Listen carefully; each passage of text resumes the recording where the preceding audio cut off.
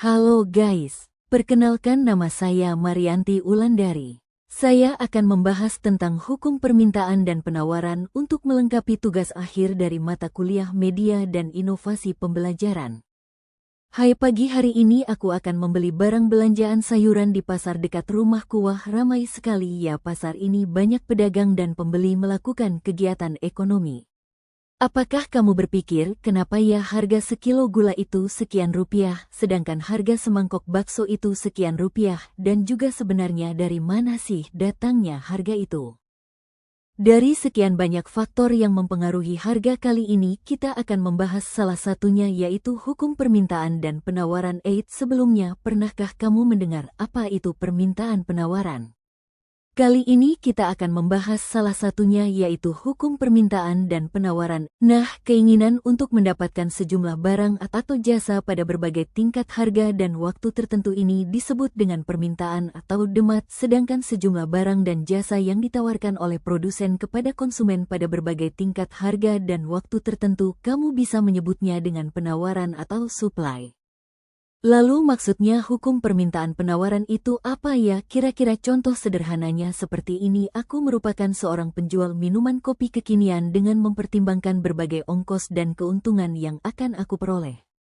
Aku menjualnya dengan harga 6.000 per cup kopinya. Orang-orang mulai berdatangan ke kedaiku, dari anak kuliahan, orang-orang kantor samping kedai itu ini, sampai bapak-bapak yang hobinya motoran itu. Namun karena kopiku sudah habis terjual, orang-orang pindah mencari minuman kopi ke kedai pesaingku.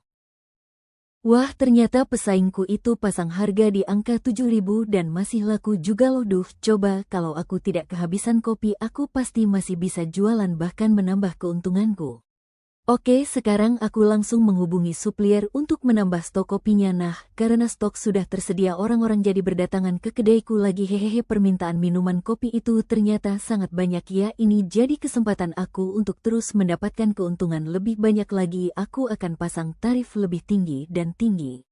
Lihat grafik ini menunjukkan antara harga dan jumlah penawaran dari sudut pandang pengusaha. Semakin tinggi harga barang, para pengusaha akan terus menambah jumlah barang dagangan untuk menambah keuntungan. Hal ini sering disebut sebagai kurva penawaran, tapi di suatu titik bila harga barang terlalu tinggi, banyak orang yang jadi tidak mampu membelinya, dan dengan banyaknya jumlah persediaan barang yang tersedia, kedaiku malah kelebihan stok. Lalu apa yang harus aku lakukan? Sepertinya menjual dengan harga yang lebih murah lebih baik daripada tidak ada penjualan sama sekali. Wow, ternyata pesaingku itu juga terus menurunkan harga kopinya. Karena penjualanku semakin banyak, persediaan kopiku juga semakin sedikit, berarti saatnya menambah kopi itu lagi.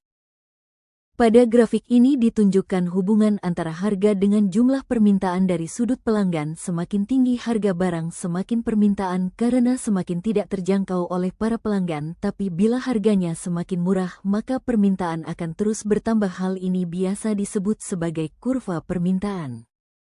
Nah, bandingkan kurva permintaan pelanggan dengan kurva penawaran pengusaha. Bisa kamu lihat arah keduanya yang saling berlawanan. Di satu sisi para pelanggan ingin belanja dengan harga yang lebih murah, di sisi lain para pengusaha ingin mendapatkan keinginan lebih banyak. Namun ada satu kondisi di mana keinginan pengusaha dan pelanggan saling bertemu, yaitu pada titik di mana kedua kurva saling berpotongan.